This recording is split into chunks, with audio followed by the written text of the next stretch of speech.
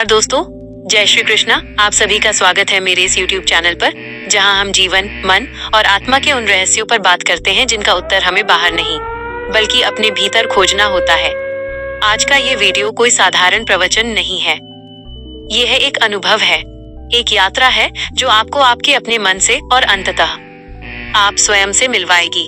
अगर आप तैयार हैं तो इस वीडियो को पूरा देखिए और शुरुआत करते हैं। ध्यान की शुरुआत। अपनी आंखें धीरे से बंद कर लीजिए। एक लंबी गहरी सांस लीजिए और छोड़ दीजिए। हम में से अधिकतर लोग यही मानते हैं कि शांति बाहर से आएगी, अच्छी नौकरी से, पैसे से या किसी अपने के मिल जाने से। लेकिन श्री कृष्ण कहते हैं, जिसे तुम बाहर खोज रहे हो वो तुम्हारे भीतर पहले से विद्यमान है।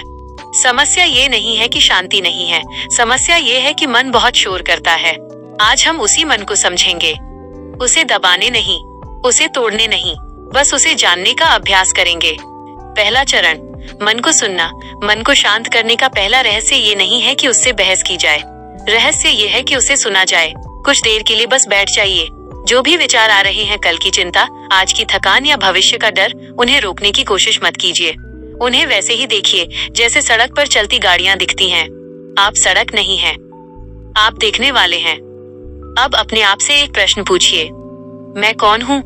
जो भी उत्तर आए, मैं एक इंसान हूँ, मैं दुखी हूँ, मैं थका हुआ हूँ, उन्हें आने दीजिए। याद रखिए, ये उत्तर आप नहीं हैं, ये सिर्फ मन के बनाए हुए परिचय हैं। आप इन सबसे कहीं गहरे हैं, वहां जहां शांति स्वाभाविक है। दूसरा चरण, प्रकृति से सीख। श्री कृष्ण हमें प्रकृति से सीखने को कहते हैं। एक पेड़ कभी जल्दबाजी नहीं करता, फिर भी समय पर फल देता है। एक नदी कभी नहीं पूछती कि उसे समुद्र मिलेगा या नहीं, वो बस बहती रहती है। अब कल्पना कीजिए, जंगल में चल रहे हैं, चारों ओर हरियाली है, हवा शीतल है, मन हल्का है। अपने भीतर कहिए, मैं अभी यही हूँ, मैं पर्याप्त हूँ। इन शब्दों को सिर्फ बोलिए मत, महसूस कीजिए। तीसरा चरण, मन से मित्रता। अक्सर हम मन को दुश्मन समझ लेते हैं, पर श्री कृष्ण कहते हैं, मन शत्रु नहीं है, अशिक्षित मित्र है। मन को रोकना नहीं है, मन को समझाना है। अपना ध्यान शरीर पर लाइए, हथेलियां, पैर, हृदय की धड़कन, जो भी अनुभूति हो रही है उसे स्वीकार कीजिए। अब एक शब्द चुनिए, शांति। जब भी कोई विचार भटकाए तो मन से कहिए शांति, जैसे किसी छोटे बच्चे को प्यार से गोद में लिया जाता है। चौथा चरण, आत्मा से संवाद। अब हम उस मौन की ओर बढ़ते हैं जहां शब्द नहीं होते, सिर्फ अनुभूति होती है। अपने भीतर पूछिए, मेरे जीवन का उद्देश्य क्या है? और फिर कुछ मत कीजिए, बस मौन में ठहर जाइए। उत्तर शब्दों में नहीं आएगा, वह शांति बनकर उतरेगा। आप महसूस करेंगे कि आप अलग नहीं हैं, आप इस सृष्टि का ही विस्तार हैं। अपने भीतर कहिए, मैं शांति हूँ, मैं श्री कृष्ण की शरण में हूँ। आपने कोई नई चीज नहीं सीखी, आज आपने वो याद किया जो आप हमेशा से थे। शांति कोई लक्ष्य नहीं है, शांति आपकी पहचान है। धीरे धीरे अपनी आंखें खोलिए और इस शांति को अपने जीवन में साथ रखिए। मौन के बाद अब समय है उस शक्ति को पहचानने का जो इस संसार को चला रही है। हम अक्सर इसलिए परेशान होते हैं क्योंकि हम सब कुछ अपने नियंत्रण, कंट्रोल में रखना चाहते हैं। लेकिन श्री कृष्ण कहते हैं, तू वो करता है जो तू चाहता है, पर होता वो है जो मैं चाहता हूँ।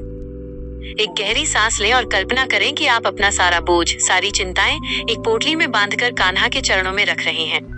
अब आप हल्के हैं।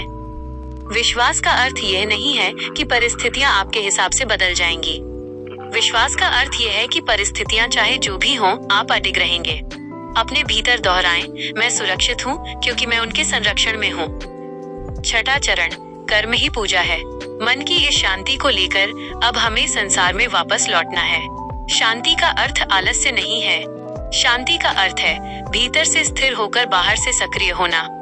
जब आप अपना काम, चाहे वो घर का हो, ऑफिस का हो या पढ़ाई हो, बिना किसी डर और बिना किसी लालच के करते हैं तो वो कर्म नहीं, योग बन जाता है। अपनी ऊर्जा को भविष्य के परिणामों में मत बिखेरिए, पूरी शक्ति उस कार्य में लगा दीजिए जो आपके सामने है। जब कर्म निस्वार्थ होता है तो थकान नहीं होती, आनंद मिलता है। सातवां चरण, प्रेम का विस्तार। जैसे एक दीपक से हजारों दीपक जलाए जा सकते हैं, वैसे ही आपकी ये आंतरिक शांति दूसरों तक पहुंचनी चाहिए। श्री कृष्ण प्रेम का स्वरूप है।